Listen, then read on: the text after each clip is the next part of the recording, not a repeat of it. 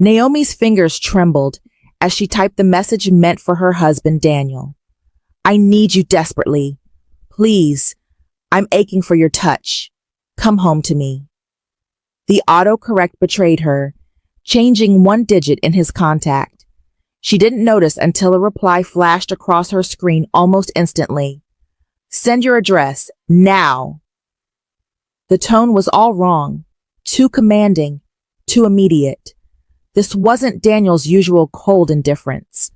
Before panic could fully set in, her phone rang.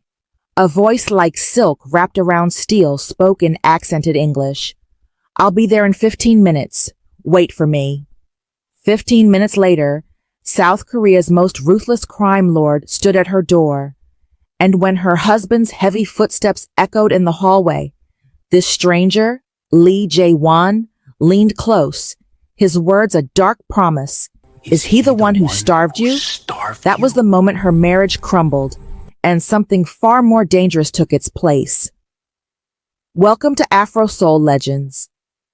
Beasties, buckle up because this tale will sweep you into a world where desire meets danger, and love refuses to play by the rules. Don't forget to subscribe, like, and turn on notifications, because you absolutely cannot miss what unfolds when Naomi's carefully controlled life crashes into Jae-won's beautiful chaos. Now, let's begin. Naomi stood frozen in the doorway of her cramped Seoul apartment as the most dangerous man in South Korea materialized before her. Lee Jae-won's presence devoured the narrow hallway, his expensive suit doing nothing to hide the predatory grace beneath. His face was devastating, all sharp lines and dangerously beautiful, with eyes so black they seemed to absorb light itself. He studied her with an intensity that made her skin burn, cataloging every curve, every frightened breath, every rapid pulse beat visible in her throat. You're not what I expected, he said, his Korean flawless as his gaze dropped to the phone clutched in her shaking hands. But you sent the message. Behind him, heavy footsteps echoed up the stairwell. Naomi's heart plummeted. Daniel? She'd recognized that irritated trudge anywhere. In the 4 years since she'd followed him from Atlanta to South Korea for his tech job, she'd memorized every sound of his disinterest, every sigh of his resentment. Jae-won heard it too. Something shifted behind his eyes, a calculating coldness that stole her breath. He moved closer, his voice dropping to barely a whisper. Is he the one who starved you? Please, Naomi whispered, her southern accent thick with terror. Please just leave. This was a mistake. Wrong number. I didn't mean... You said you were aching, Jae-won interrupted, his eyes holding hers captive. I don't walk away from that kind of hunger. Daniel appeared at the landing, his expression already twisted with annoyance before he registered the scene.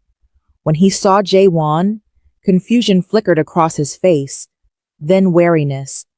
Even someone as self-absorbed as Daniel recognized a predator when one stood in his hallway. Who the hell are you? Daniel demanded, but his voice lacked conviction. Jae-won didn't turn. He kept his attention fixed on Naomi, watching how she seemed to shrink into herself, how her full lips trembled, how her beautiful body was hidden beneath baggy clothes like she was trying to disappear. Cold fury settled in his chest like ice. Wrong apartment, Jae-won said simply, finally acknowledging Daniel. The smile he offered promised violence. My mistake. He walked past Daniel without another glance, his footsteps measured and controlled down the stairs. But when he reached the street, he pulled out his phone and made a call. Everything about Naomi Carter and her husband, every detail. I want it in 1 hour. The next morning, Naomi couldn't stop replaying the moment. She stood in the tiny kitchen she'd tried so hard to make feel like home, staring at her phone. The message was still there. The reply, that voice. Her skin prickled with shame and something else, something dangerous that made her chest tight with longing. Daniel had barely acknowledged the incident. He'd muttered something about her embarrassing him, grabbed a beer, and passed out on the couch. Nothing new. Nothing changed. She was still invisible in her own marriage, still desperate for scraps of affection from a man who looked at her like she was a burden he resented carrying. Her phone buzzed. Unknown number. Her heart hammered as she opened it.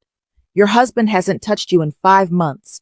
He works late 4 nights a week, but the building security logs show him leaving at 6:30. There's a woman he's seeing. Kim Ji-hae, his supervisor. I can handle it. Or you can. Your choice. Naomi's hand shook so violently, she nearly dropped the phone. How could he possibly know this? How? Another message appeared. I don't leave things unfinished, especially not hunger like yours. She should block the number, should tell Marcus, should call the police. Instead, her fingers moved across the keyboard.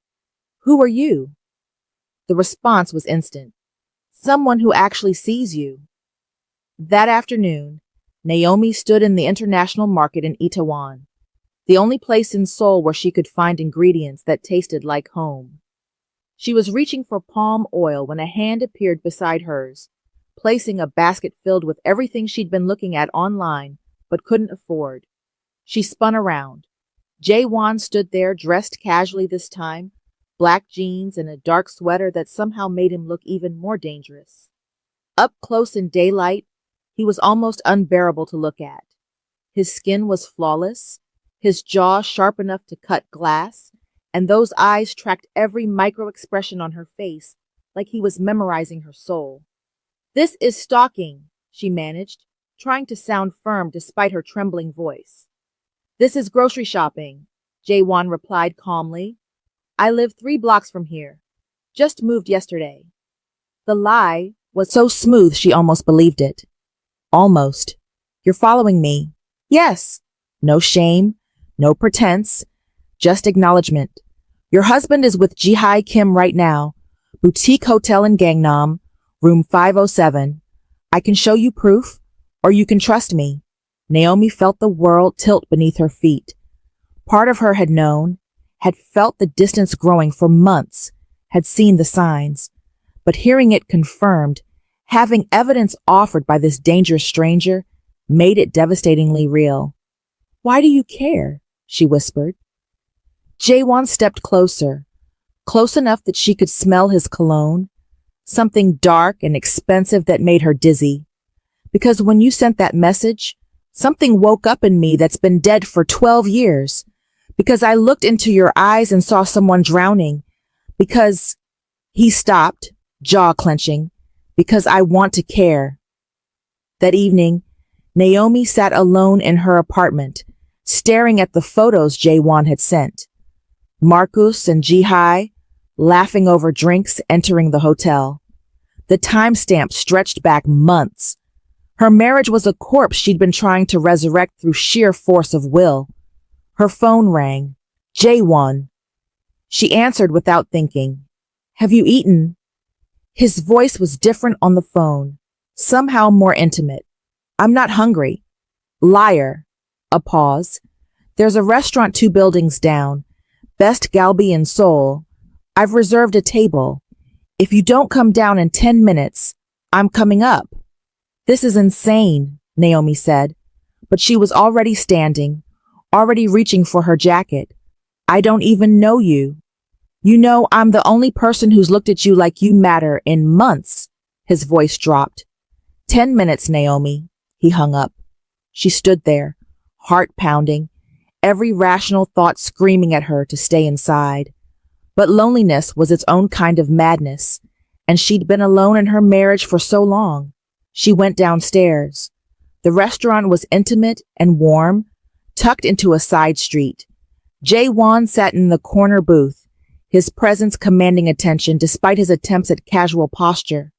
When he saw her, something in his expression shifted, softened in a way that made her chest ache with need. You came, he said, standing until she slid into the booth across from him. I shouldn't have. But she was already reaching for the menu, already letting herself imagine what it felt like to be truly seen. The next few days blurred together in a way that felt both terrifying and inevitable. Jae-won appeared everywhere. At the cafe where she worked part-time teaching English, ordering an Americano, and leaving a tip that made her co-workers whisper.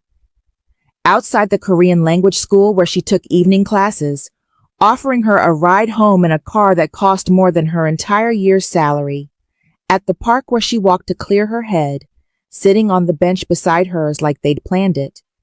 "You're going to get me in trouble," Naomi said one afternoon, accepting the coffee he handed her despite herself. "With who?" Jae-won's smile was dark. "Your husband who's been sleeping with his supervisor for 4 months? The one who hasn't taken you anywhere since your anniversary last year? The one who told his mother you were too demanding when she asked why you looked so unhappy?" Naomi flinched. "How do you know that?"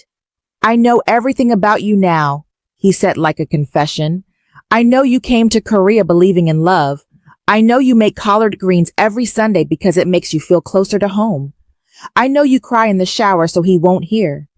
I know you're brilliant and beautiful and wasted on a man who can't see what's standing right in front of him." "Stop." Her voice broke. "Please stop." "Why?" Jae-won leaned closer, his voice dropping to something raw. "Because it hurts to hear the truth? Because you're still trying to save something that's already dead? Or because some part of you feels this too?"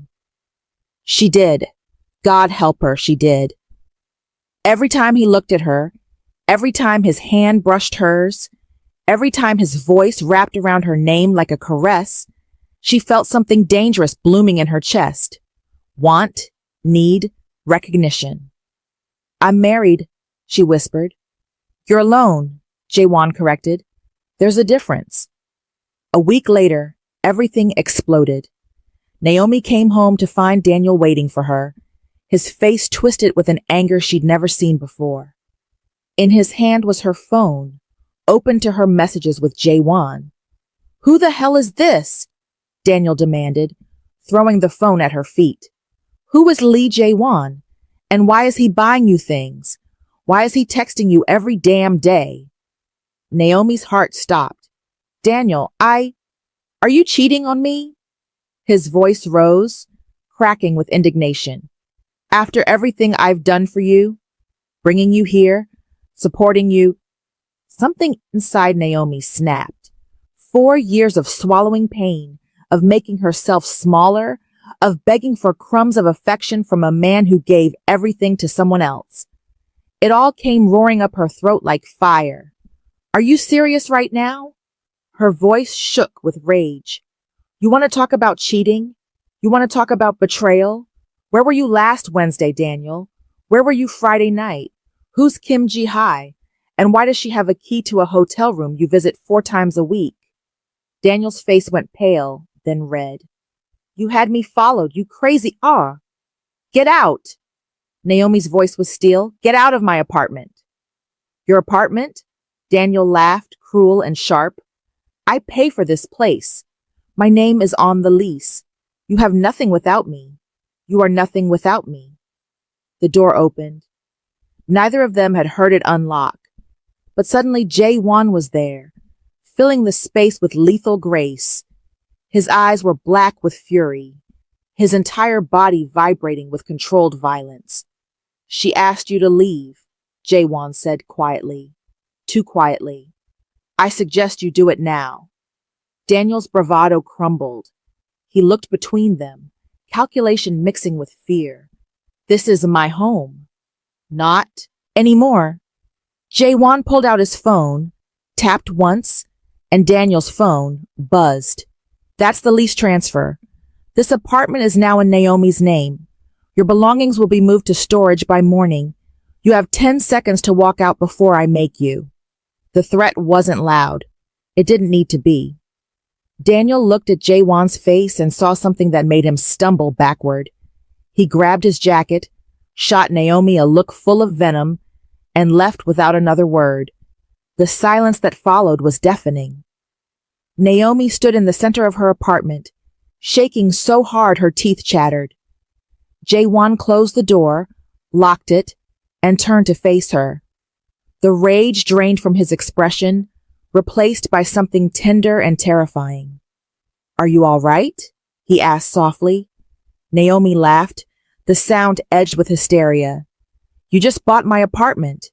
You just threatened my husband. You've been following me for a week. Nothing about this is all right. Tell me to leave. Jae-won didn't move closer. Tell me you don't want this, that I've misread everything and I'll disappear. You'll never see me again. She should say it, should end this insanity before it consumed her completely. But when she opened her mouth, what came out was, "Why are you doing this?" Jae-won's expression shifted, something vulnerable cracking through his controlled exterior. Because 12 years ago, I stopped feeling anything. I built an empire on ice and blood and violence, and I was fine with it. Then you sent a message meant for someone else. And when I saw you, he stopped, jaw working. You looked at me like I was dangerous, but you didn't look at me like I was a monster. And I've been chasing that look ever since. The following morning, Naomi woke up alone in her bed, fully clothed, with a blanket she didn't recognize tucked around her. On her nightstand was a note in sharp, precise handwriting. You're safe now. Sleep. Her phone showed 9 missed calls from Daniel and 1 message from an unknown number with legal documents attached. Divorce papers, already filed, already processed with impossible speed. A settlement that gave her everything and asked for nothing. Below it, a message from Jae-won. You deserve to start over. No strings. But if you want to see me again, I'll be at Haeundae Beach tonight at sunset. Your choice. Always your choice. That evening, Naomi stood in front of her mirror, hardly recognizing herself. She'd put on a dress she'd bought years ago but never worn, deep burgundy that hugged her curves and made her brown skin glow. Her natural hair was out, framing her face in beautiful coils. She looked alive. She looked beautiful. She went to the beach. Jae-won was already there, standing at the water's edge. The setting sun painted him in shades of gold and shadow. When he turned and saw her, his expression did something that made her breath catch. Wonder, hunger, reverence. You came, he said, like he hadn't quite believed she would. I shouldn't have, but she walked closer anyway, drawn by gravity she couldn't fight. This is crazy. You're crazy. I don't even know what you do for a living. I run things people are afraid to name. Jae-won's honesty was brutal. I'm not a good man, Naomi. I've done things that would make you run if you knew. But I've never felt like this. I've never wanted someone the way I want you. The wind whipped around them, carrying salt and possibility. Naomi stopped just out of reach, her heart hammering against her ribs. What do you want from me? Everything. Jae-won's voice was raw. I want to know what makes you laugh, what makes you cry. I want to feed you and protect you and stand between you and anything that tries to hurt you. I want to wake up to your face and fall asleep to your voice. I want... He stopped, closing his eyes. I want things I have no right to want. You bought my apartment, Naomi whispered. You ended my marriage in a day. You follow me everywhere. That's not normal. Nothing about this is normal. Jae-won opened his eyes, and the intensity there stole her breath. But tell me you don't feel it too. Tell me when I'm near you, your pulse doesn't race. Tell me you don't think about me. Tell me I'm alone in this. She couldn't. God help her. She couldn't lie. I'm scared. Of me? Of this? Of how much I want something I shouldn't want. Of how good it feels to be seen. Tears pricked her eyes. I just ended a marriage. I should be devastated. I should be crying. But all I feel is relief. And that makes me feel human. Jae-won interrupted gently. It makes you human, Naomi. You're allowed to want more than crumbs. You're allowed to be angry. You're allowed to feel good about choosing yourself. The sun dipped lower, painting the sky in impossible colors. Naomi took the last step between them, close enough to feel his heat, to see the way his pupils dilated when she moved. This close, she could see he was trembling too. I don't know how to do this, she admitted. Neither do I. Jae-won's hand lifted slowly, giving her time to pull away. When she didn't, his fingers brushed her cheek with a gentleness that seemed impossible from someone so dangerous. But I want to learn with you, if you'll let me. Several days passed in a strange new rhythm. Jae-won didn't push.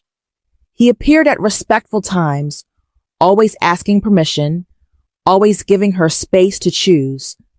Coffee in the mornings, before her language class, lunch at different restaurants where he watched her try new Korean dishes with an intensity that made her self-conscious and warm. Evening walks where they talked about everything and nothing. She learned he'd been raised in Seoul's underbelly, built his empire from blood and brilliance before he was 27. She learned he liked terrible romantic comedies and expensive whiskey. She learned he was terrified of thunderstorms and had a scar on his right shoulder from a knife fight when he was 18. She learned he looked at her like she was precious, like she was magic, like she was everything, and she was falling. God, she was falling so hard it terrified her. 2 weeks after her marriage ended, Jae-won took her to a private art exhibition. The space was exclusive, filled with collectors and dealers who eyed Jae-won with fear and respect. He kept her close, his hand at the small of her back, his presence a shield against the whispers that followed. They're staring, Naomi murmured, uncomfortable in her borrowed confidence. Let them. Jae-won's voice was low and possessive. Let them see you. Let them wonder what you see in me. Outside, the night air was cool and sharp. Naomi studied Jae-won's face, saw something in his expression that made heat pool low in her belly. What if I don't want you to be civilized? She whispered. Jae-won's control cracked. His hand slid into her hair, tilting her face up to his. Don't say that unless you mean it. I mean it. The words were brave and terrifying and true. I'm tired of being careful. I'm tired of wanting and not having. I'm tired of... He kissed her. The world fell away, narrowed to the press of his mouth against hers, the way his hands held her like she was precious and fragile and necessary. The kiss was deep and desperate, tasting of longing and need and things too big for words. When they finally broke apart, both breathing hard, Jae-won pressed his forehead to hers. Come home with me, he whispered. Please. Naomi's answer was to pull him back down for another kiss, this one saying yes in every language that mattered. The drive to Jae-won's penthouse was a blur of heated glances and barely controlled tension. His hand stayed on her thigh, possessive and grounding, while the city light streaked past the windows. When they finally arrived, he led her through a space that was all clean lines and expensive taste, but she barely registered any of it. Her attention was on him, on the way he looked at her like she was a miracle he couldn't quite believe in. In his bedroom, Jae-won slowed down. His hands were gentle as they traced her curves, learning her shape with reverent attention. Tell me if you want me to stop, he murmured against her neck, his voice rough with need. Any time, any reason, just say stop. But Naomi didn't want to stop. She wanted this, wanted him, wanted to feel alive and real. When he laid her down on his bed, when his hands and mouth traced poetry onto her skin, when the world narrowed to breath and touch and whispered names, she finally understood what it meant to be chosen, to be cherished, to be loved. Later, wrapped in expensive sheets that smelled like him, Naomi felt panic start to creep in. The enormity of what she'd done, who she'd done it with, crashed over her like a wave. Jae-won was sleeping beside her, one arm still draped across her waist, like even in sleep he couldn't let her go. She should stay, should be brave, but fear was louder, then courage. And before she could talk herself out of it, she was sliding out of bed, gathering her clothes, and slipping out of the penthouse like a thief. The morning air was cold against her skin as she waited for a taxi. Shame and longing warred in her chest. Her phone buzzed almost immediately. Jae-won. Where are you? She didn't answer, couldn't answer. What could she possibly say? That she was terrified he'd regret it? That she was convinced he'd wake up and realize she was just a lonely woman who'd thrown herself at him? That she couldn't bear to see disappointment in his eyes? The taxi arrived. She gave her address and tried not to cry. By noon, Jae-won was at her door. He looked wild, his hair disheveled, his eyes dark with something between fury and fear. He'd clearly thrown on clothes and come straight after her. And the sight of him, desperate and dangerous and devastatingly beautiful, made her chest ache. You left, he said, voice rough. You left without a word. I'm sorry. Naomi clutched the door frame, unable to meet his eyes. I needed to. Look at me. It was a command, gentle but firm. When she finally met his gaze, the intensity there stole her breath. Did I hurt you? Did I push you? No. The word came fast and honest. God, no. You were perfect. It was perfect. That's the problem. Jae-won's expression shifted to confusion. I don't understand. I don't know how to be what you need. The words tumbled out desperate and raw. I'm broken, Jae-won. I'm fresh out of a failed marriage. I'm a mess. And you're everything. You're powerful and dangerous, and you could have anyone. And I keep waiting for you to realize you made a mistake, that I'm not worth all this. He kissed her then, hard and desperate, and full of things that made her knees weak. When he pulled back, his hands framed her face, forcing her to see the truth in his eyes. You think I don't know you're worth it? His voice cracked. You think I haven't spent every second since I met you trying to prove I'm worthy of you? Naomi, I would burn my empire to ash if it meant keeping you safe. I would walk away from everything I've built if you asked. Don't you understand? You're not the one who's not enough. I am. The confession broke something open inside her. Naomi pulled him inside, closed the door, and let herself believe, let herself trust, let herself fall completely. The following week, Jae-won took her to meet his second in command, a sharp-eyed man named Park Tae-min, who looked at Naomi with assessment that made her nervous. So you're the one who's got our boss acting like a lovesick fool, Tae-min said with a slight smile. I have to admit, I didn't believe it until I saw him personally handle your apartment transfer. Tae-min, Jae-won's voice held warning. What? I'm being nice. Tae-min turned to Naomi. He's been unbelievable since he met you. Distracted, soft. It's concerning. It's called being human, Jae-won shot back. You should try it sometime. The banter was easy, familiar, and it gave Naomi a glimpse into Jae-won's world, a world of loyalty and danger, of power balanced on a knife's edge, a world he was willing to let her into, to make space for her in. That night, over dinner, at a restaurant overlooking the Han River, Jae-won reached across the table and took her hand. I need to tell you something. Naomi's heart jumped. Okay. There are people who won't like that you're in my life. Rivals, enemies, people who will see you as a weakness they can exploit. His thumb traced circles on her palm. I can protect you. I will protect you. But I need you to understand what being with me means. I need you to choose this with full knowledge of the risks. Are you trying to scare me away? Naomi asked quietly. I'm trying to be honest. Jae-won's eyes searched hers. Because the alternative is lying to you, and I won't do that. Not about this. Not about anything. Naomi thought about the past few weeks, the way he'd shown up for her, protected her, seen her, the way he made her feel alive and wanted and real, the way his darkness didn't scare her because she could see the light he tried so hard to hide. I choose this, she said firmly. I choose you.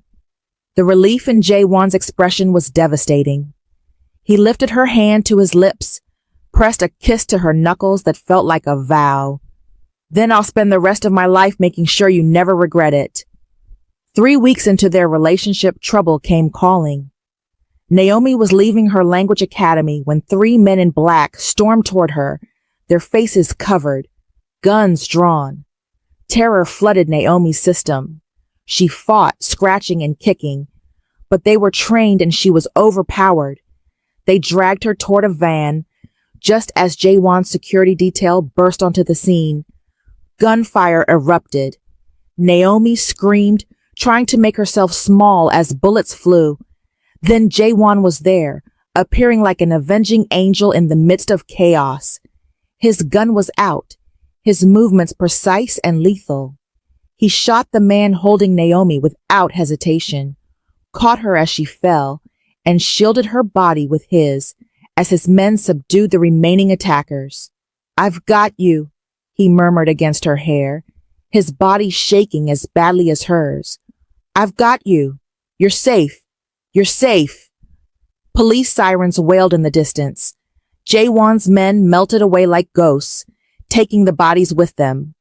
By the time police arrived, it looked like a failed robbery attempt. Jae-won stayed, giving a statement with smooth confidence, his hand never leaving Naomi's. Later, in his penthouse, Naomi finally broke down. The terror, the violence, the reality of Jae-won's world crashed over her all at once. She sobbed in his arms while he held her, whispering apologies and promises and desperate pleas for forgiveness. "This is my fault," he said, voice breaking. "This is all my fault. They went after you because of me. Because I was selfish. Because I kept you close when I should have let you go. Don't." Naomi pulled back, her eyes fierce despite the tears. "Don't you dare use this as an excuse to push me away. I'm choosing this. I'm choosing you. Even with the danger. Even with the fear." "You could have died," Jae-won's voice broke. "Naomi, you could have died because of me. But I didn't. You saved me. You protected me. And I'm still here. I'm still choosing you." Jae-won kissed her then, desperate and grateful and full of love he couldn't quite voice. That night, he held her close, promised her the world, and vowed silently to eliminate every threat to her safety, even if it meant burning Seoul to the ground. The next morning, Jae-won was different, colder, more focused. He'd made calls while she slept, mobilized his entire organization. When Naomi woke up, she found him in his office, surrounded by maps, photos, and men who looked at him with absolute loyalty. "This ends now," Jae-won said when he noticed her in the doorway. He dismissed his men with a gesture and crossed to her. "I'm ending this, all of it. The threats, the danger. I'm going to make sure no one ever tries to hurt you again." "How?" Naomi asked, though part of her wasn't sure she wanted to know. "By being the monster they're afraid of," Jae-won's eyes were hard, "by reminding everyone in the city why they don't cross me, by making an example that ensures your safety. Without killing anyone," Naomi said firmly. "Promise me. No more bodies, no more violence that comes back to haunt you." Jae-won's jaw clenched. "I can't promise that. And protect you." "Then find another way." She stepped closer, her hands on his chest. "I believe in you. I believe you're more than the monster you think you are. Prove it. Not to them. To yourself." It took 3 days. 3 days of tense negotiations, strategic moves, and Jae-won leveraging every ounce of power and fear his name carried. The rival operation was dismantled piece by piece, assets seized, allies turned, power base destroyed. And Jae-won did it all without spilling blood, without creating new enemies, without becoming the monster he'd been fighting against. When it was over, he came home to Naomi, exhausted but victorious. She met him at the door, saw the weariness in his eyes, and simply held him. No words needed, just presence, just love. "I did it," he murmured against her hair. "I kept my promise. I never doubted you." That night, they celebrated quietly. Just the two of them, take-out food, and the relief of safety restored. Jae-won was different now, softer in ways that made her heart ache. He'd proven something to himself, and it had changed him, made him believe he could be the man she saw when she looked at him. A month later, Jae-won took Naomi to a private island off Korea's southern coast. They spent 3 days in paradise, swimming and laughing and learning each other in ways that had nothing to do with danger or darkness. On the last night, as they watched the sunset from the beach, Jae-won dropped to one knee. "I know it's fast," he said, his voice shaking with nerves she'd never heard before. "I know we've only known each other a few months, but I've lived 35 years and I've never felt this, never wanted this, never believed I deserved this. You make me want to be better. You make me believe I can be better. And I don't want to spend another day without knowing you're mine in every way that matters." He pulled out a ring, simple and beautiful, a diamond that caught the dying light. "Marry me, Naomi.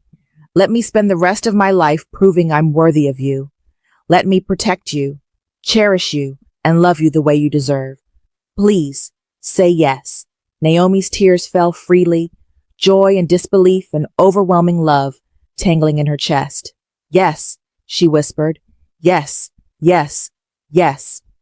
Jae-won slid the ring onto her finger, stood, and kissed her like she was air, and he'd been drowning. The sunset painted them in gold as they held each other. Two broken people who'd found wholeness in the most unlikely place. 3 months later, they married in a small ceremony on that same island. Naomi wore white and flowers in her hair, her mother and sisters flown in from Atlanta to witness the impossible. Jae-won wore a suit that cost more than a car and looked at his bride like she'd hung the moon. Tae-min stood as best man, gave a toast about how Naomi had domesticated the most dangerous man in Seoul, and meant every word. Naomi's sister gave a speech about believing in second chances, and when Jae-won and Naomi exchanged vows, there wasn't a dry eye in the small gathering.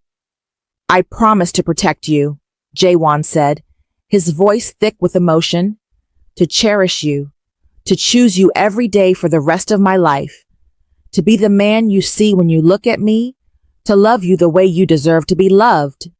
"I promise to stand beside you," Naomi replied, her hands shaking in his, "to believe in you, to call you out when you're being an idiot, and support you when you're being brave, to love you through the darkness and the light, to be your home the way you've become mine."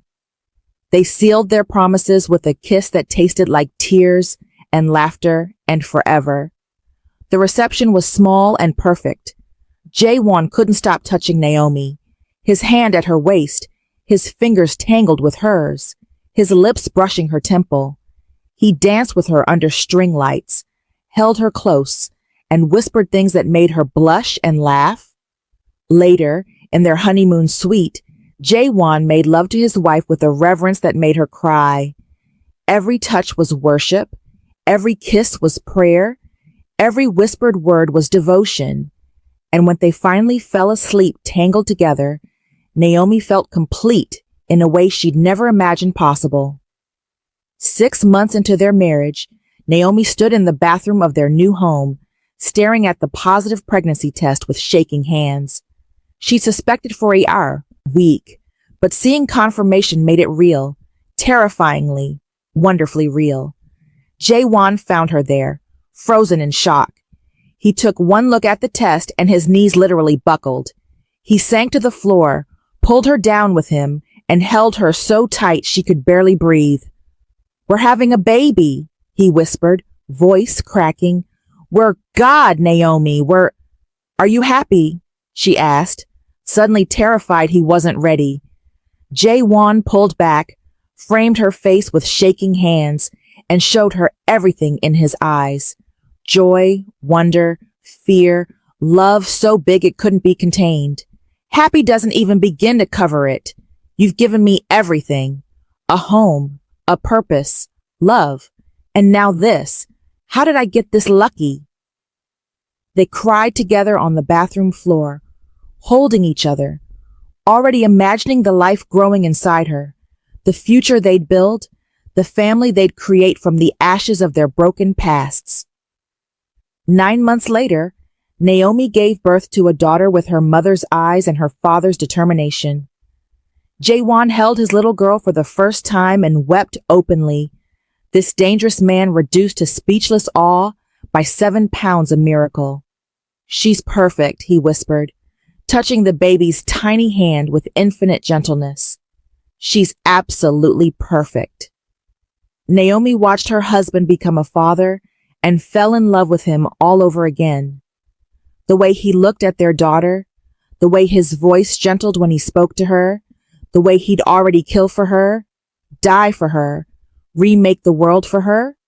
They named her Amaka, which meant grace, a bridge between Naomi's heritage and their new life together. Jae-won's mother came to visit, took one look at her granddaughter, and forgave Jae-won for every rebellious thing he'd ever done. Naomi's family came too, filling their home with laughter and love and the beautiful chaos of family. In quiet moments when Amaka was sleeping and the house was still, Jae-won would pull Naomi close and marvel at the life they'd built. I was so lost before you, he'd say. I didn't even know I was drowning until you pulled me to shore. We saved each other, Naomi would reply, kissing him softly. That's what love does.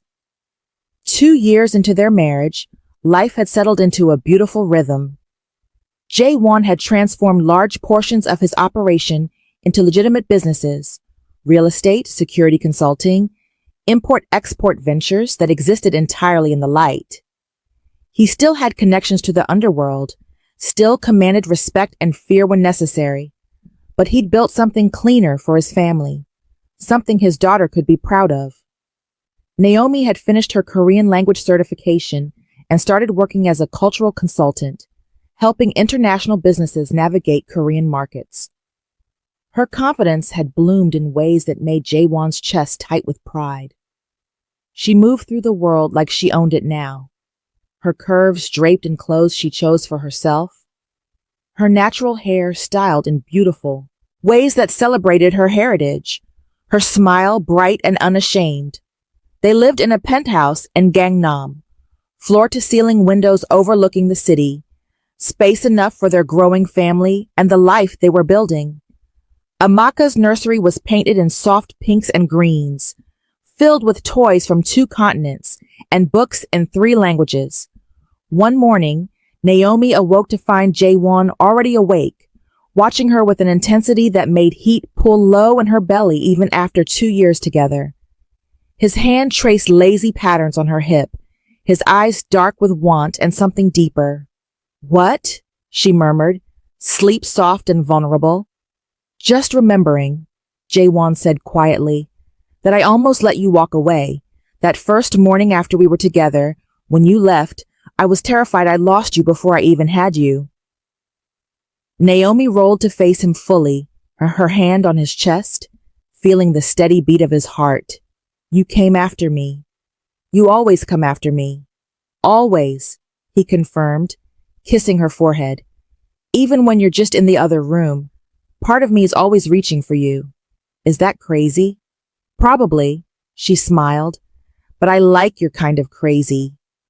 Their morning was interrupted by Amaka's babbling from the nursery monitor. Jae-won groaned but was already moving, pressing one more kiss to Naomi's lips before going to get their daughter. Naomi watched him go, this dangerous man who turned to absolute mush around a toddler, and felt gratitude so profound it brought tears to her eyes. A week later, Jae-won received a message that made his blood run cold. His father, a man he hadn't spoken to in 15 years, wanted to meet. The same father who'd introduced him to the underworld as a teenager, the same father who taught him that power was the only thing that mattered and love was weakness, the same father he'd cut from his life when he decided to build something better. You don't have to see him, Naomi said when Jae-won told her. You don't owe him anything. He knows about you, about Amaka. Jae-won's voice was tight. He's been watching us, gathering information. If I don't meet him, he'll escalate. I know how he operates. Then I'm coming with you. Absolutely not. Jae-won's response was immediate and firm. He's dangerous, Naomi. He's your father, she interrupted. I know, but I'm your wife, and you don't face your demons alone anymore. That's what we promised. Together. The meeting was set for a private room at an upscale restaurant in Seoul. Jae-won and Naomi made the drive in tense silence, his hand gripping hers tight enough to hurt. When they arrived, Lee Sang-hoon was already waiting, an older version of Jae-won with eyes like winter and a smile that held no warmth. My son, Sang-hoon said, standing. His gaze slid to Naomi with assessment that made her skin crawl. And this must be the woman who domesticated you. I have to admit, I didn't believe the reports. My son, the fearsome Lee Jae-won, playing house with a foreigner. Watch your tone, Jae-won said quietly, dangerously. She's my wife. Show respect or this meeting is over. Sang-hoon's smile widened. So protective. It really is true. You've gone soft. They sat. Naomi stayed silent, watching the dynamics between father and son, the tension thick enough to cut, 15 years of resentment and hurt simmering beneath polite surfaces. What do you want? Jae-won asked bluntly. Can't a father want to meet his grandchildren? Sang-hoon sipped his whiskey. I hear you have a daughter, Amaka. Beautiful name. You're not meeting her. Ever. Jae-won's voice was absolute. You gave up that right when you tried to use me as a weapon instead of raising me as a son. I raised you to survive. Sang-hoon's eyes hardened.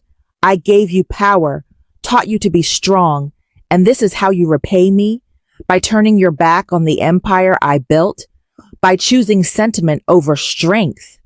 You taught me how to hurt people, Jae-won corrected. How to use fear as a tool. How to believe I was nothing without power.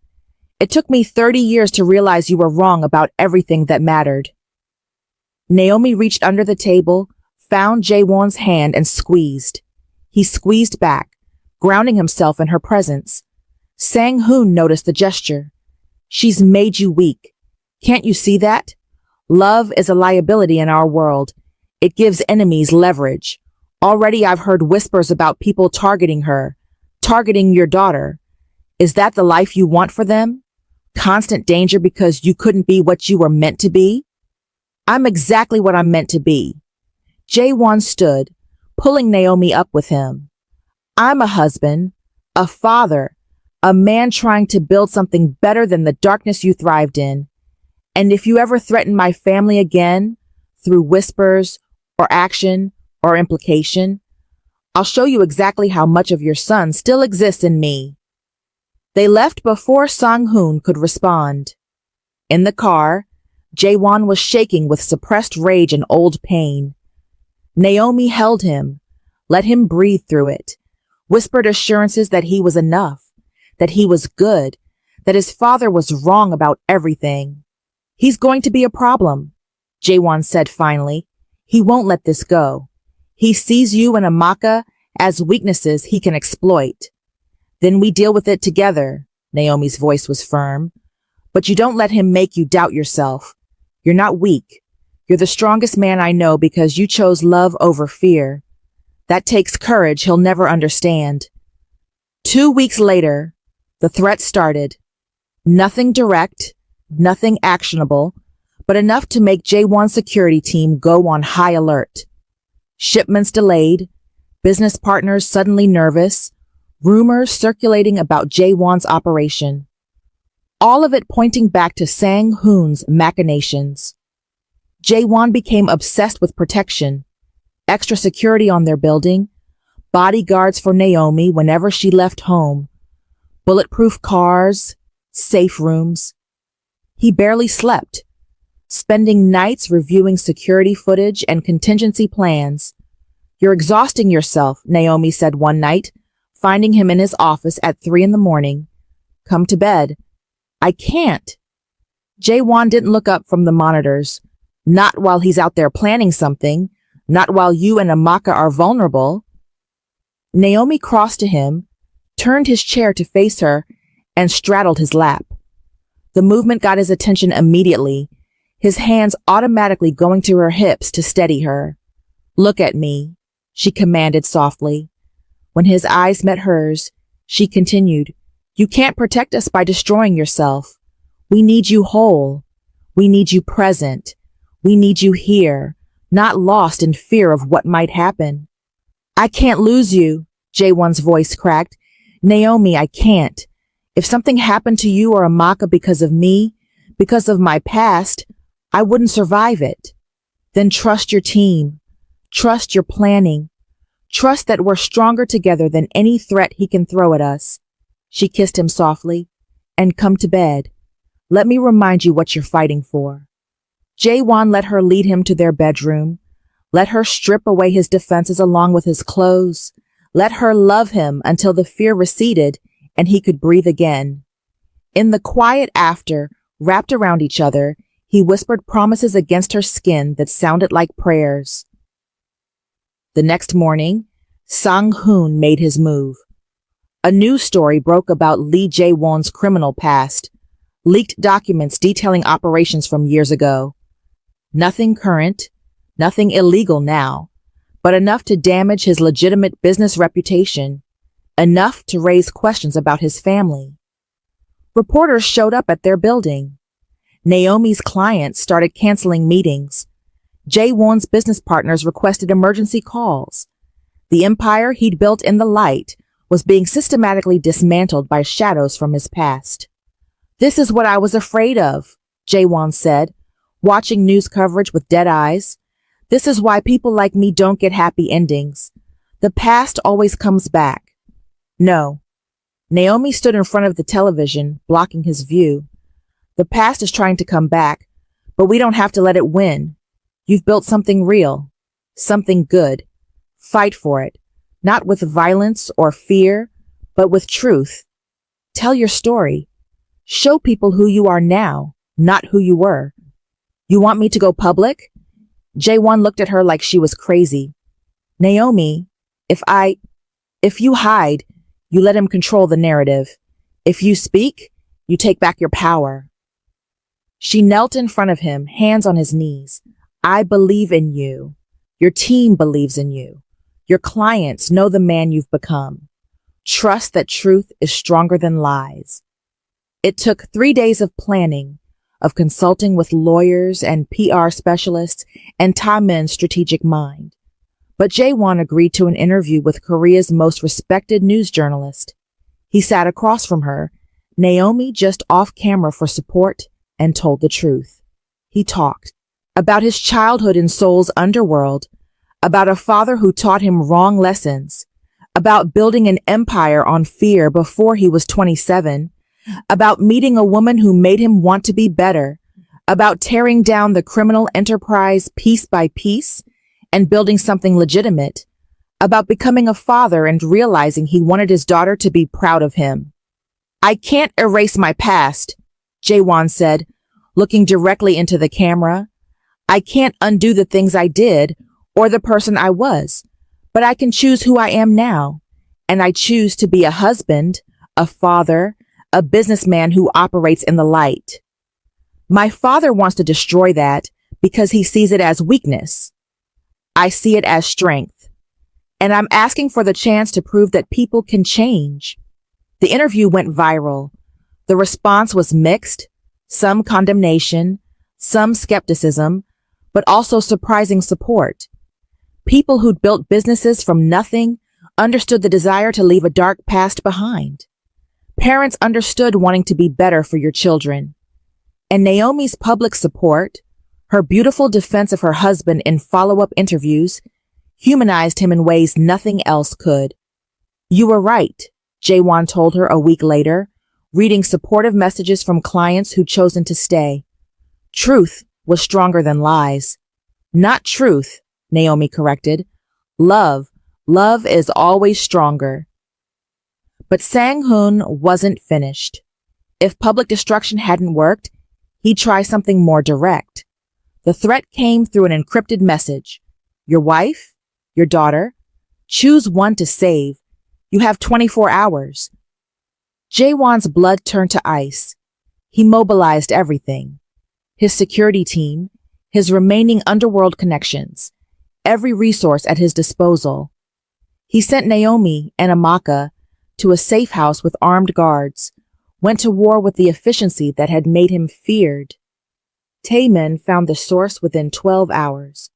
One of Sang-hoon's operations, a warehouse in Incheon, where the old man still ran weapons.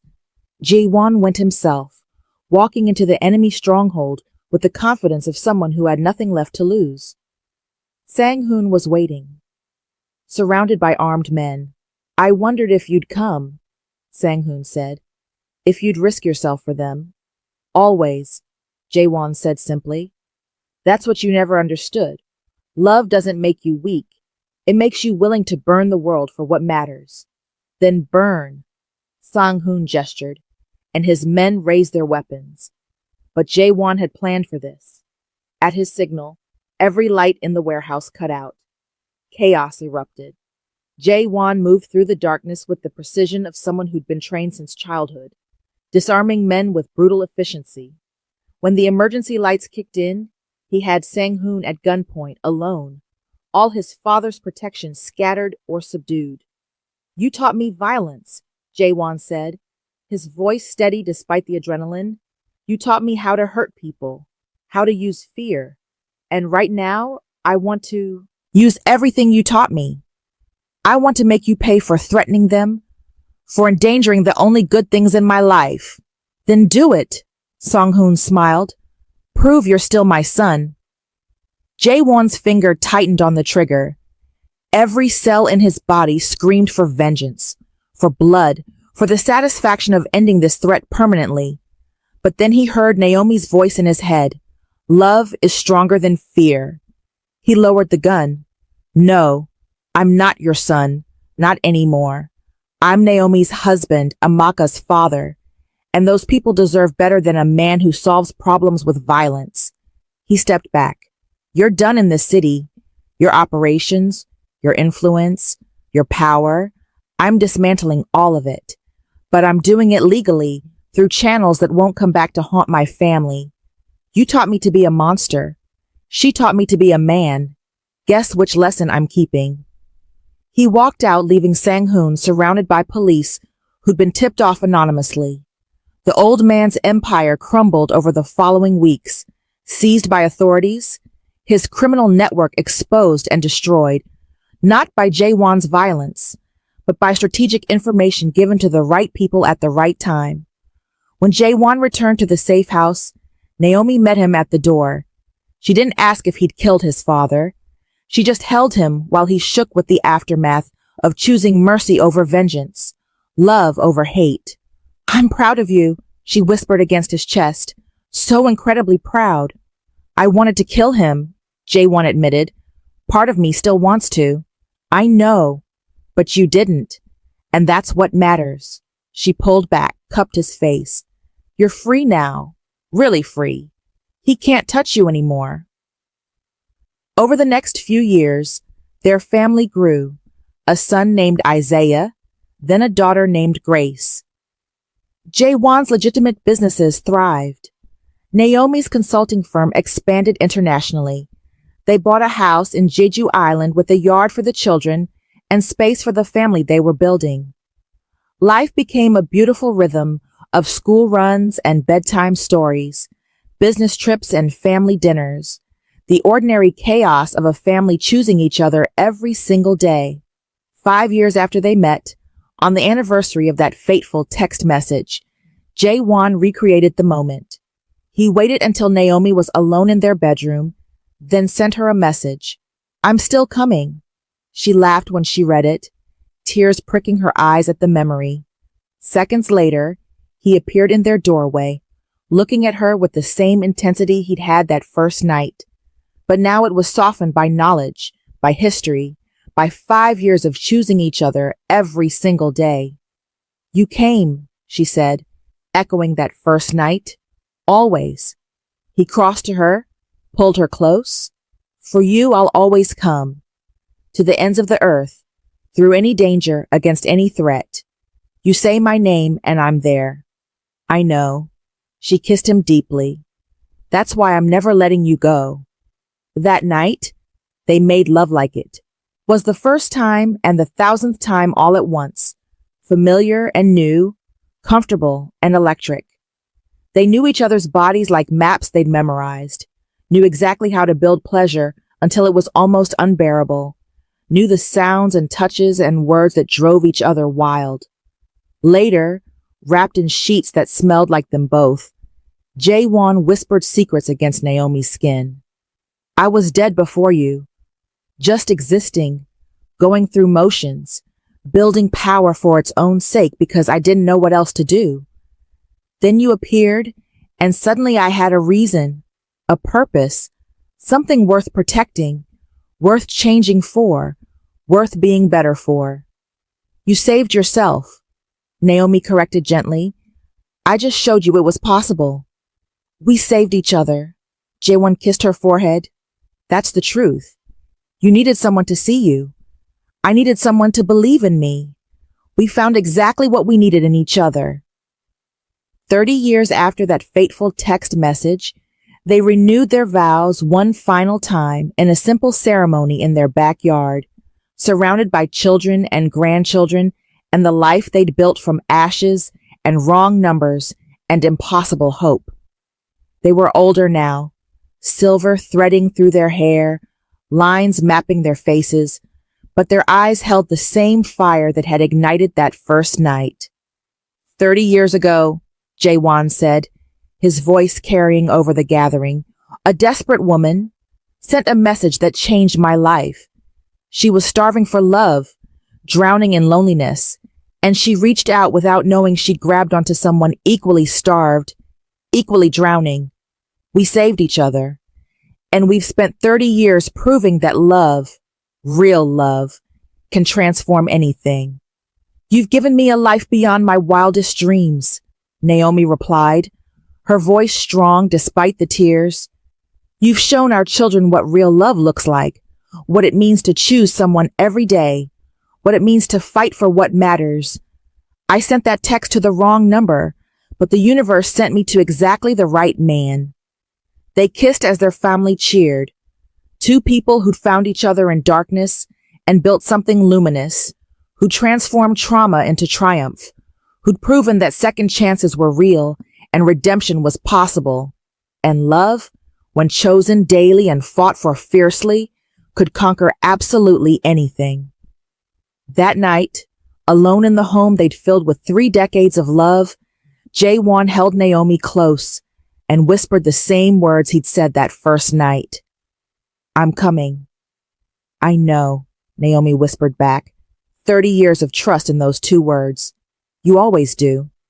Always, Jae-won confirmed, kissing her deeply. For you, I'll always come. To the ends of the earth, through any danger until my last breath. You call and I'm there. Promise? Even now, even after 30 years, she needed to hear it. Promise? Jae-won sealed it with a kiss that tasted like forever.